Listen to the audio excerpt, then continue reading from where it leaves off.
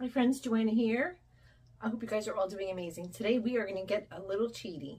So bring your jelly roll strips, your scrap strips, and your scraps, and then we are doing this project together for the first time. So I just wanted to try it out and let's see how it works. Hi there friends. Remember how we always say, save your strips, they're going to come in handy? Well, they definitely will today, and Jesse's going to help me. All right, so I have my strips that I picked out from my bin, my little basket there. So I am going to cut a few. There are 15 holiday fabrics here. These are mostly less than fat quarters. I think a couple of them might be a little more than fat quarters. I think these might even be half yards, but most of these are like small pieces of different holiday fabrics. So I'm going to cut some strips from here, and I will show you an easy and fun, super fast way to make your own holiday blocks and some cool things to make with them. Okay, so what I'm actually doing right now is, like I said, I'm making some more strips from my fabrics because I did not have any holiday scraps. I used them all up last year for lots of different projects. So I'm taking my fabrics, I'm making strips, and I'm actually making my own scraps. So just different shaped, width, length pieces from all of my fabrics, as well as some additional strips to the ones I already had. So I will keep plugging away. So I brought out my extension tray, which is going to be very helpful. Also, I keep my strips in front of the tray, and they kind of just slide under, but they're easy to grab as I need them. So now I have my strip, and it doesn't matter how long or how wide. This is a very easy process. So I'm just going to take, now you can pin these, so I'm just going to take my scrap fabrics and I'm going to lay them down one right after the other. Like I said, it doesn't matter how close or how wide. So I'm just going to put these together, and I am going to just pin these because I want to be able to sew. And now this is great because you don't need leader pieces, right? So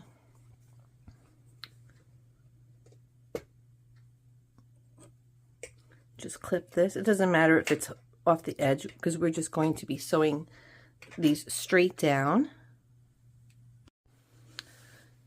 To make this process a lot faster is I pre-do a lot of my strips with my fabrics on top. I'll do a bunch of these. This way you can just keep chain piecing a whole bunch of them, and then you could trim them later. Hi there friends. So now you're going to wind up with a big giant pile of chain pieced row. So now what I'm going to do is not any of the pieces that we've sewn, but just in between where we chain piece, I'm just going to trim off, go around and trim off these sides so we can separate them.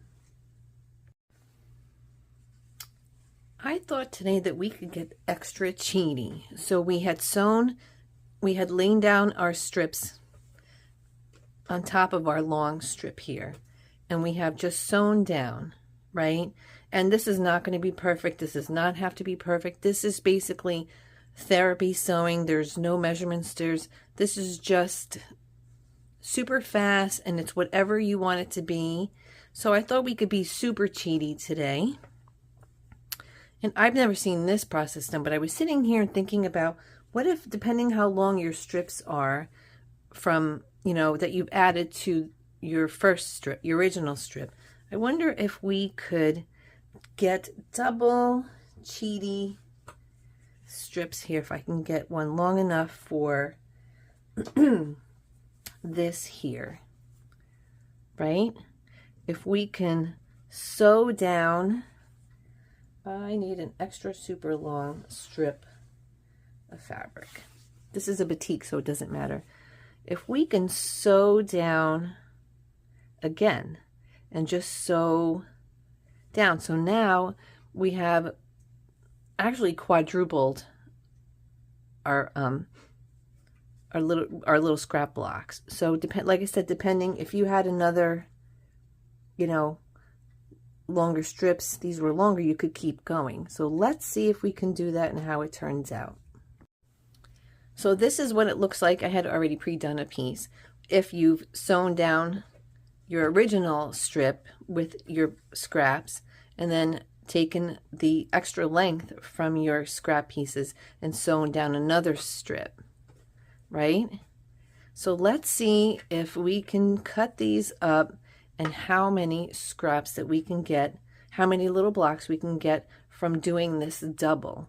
So essentially you can do so many just by doing this one method and continuing on and trimming. So let's see what it looks like. Okay friends, so I'm going to trim this up. Remember we had sewn 2 rows of the long strips onto our scraps, right? So I'm going to trim this up here. This is number 1. And now I'm going to trim it from this side here. Okay, so let's see. It's definitely wonky, and that's okay, because we are going to be trimming and retrimming and pressing when we are done, because we haven't made any blocks yet. So let's see. Let's see. So we have lots of little scraps here. Okay.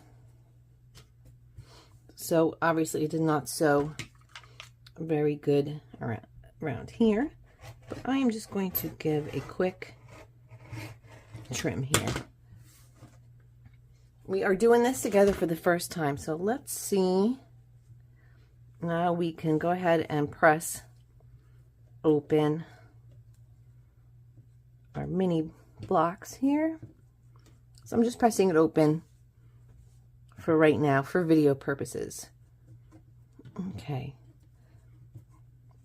So now keep in mind, when you have all of yours done and you're putting everything together, everything's going to come together. So look, we doubled up our little blocks. So I'm just going to finger press this. I'm right-handed, so I can't do anything with my left hand. All right, so let's give a quick finger press open. So each one of these will have one of the candy cane stripes, right? And then, okay. So now what we are going to do is I'm going to take my smaller ruler and I'm going to just trim these up. Let's see here. Yes, they're definitely wonky, but that's okay. So now we are going to have that. We are going to have some leftover scraps here, some minis, and that's okay. So we'll line this up here. Having the little ruler grips on the bottom definitely helps. So you're just going to keep doing this for each one. Okay, so I have a nice big pile of my mini blocks. So I'm going to press them up, trim them up, and then we're going to put them together. Okay, so I'm getting ready to sew my little blocks. So they've been all trimmed up and pressed. So I'm leaving my extension table on my sewing machine here, just so I can have more visualization of the pieces, as well as I have my little dollar store snack tray, and I'm just going to leave it here. So this helps with just being able to feed and chain piece some of my pieces together. Hi friends, big progress. I was able to make a 9-inch block, a 7-inch block, 4 6-inch blocks, 3 5-inch blocks of 4.5, and 2 3.5 blocks. So that's 12 blocks And I can't wait to make some fun things with these guys. So pretty cool process, right? So they come along really nice when you work with that process. It actually looks like we did crumb piecing, but we really didn't, right? So we just sewn everything together and trimmed them up just by adding our strips. So very cool.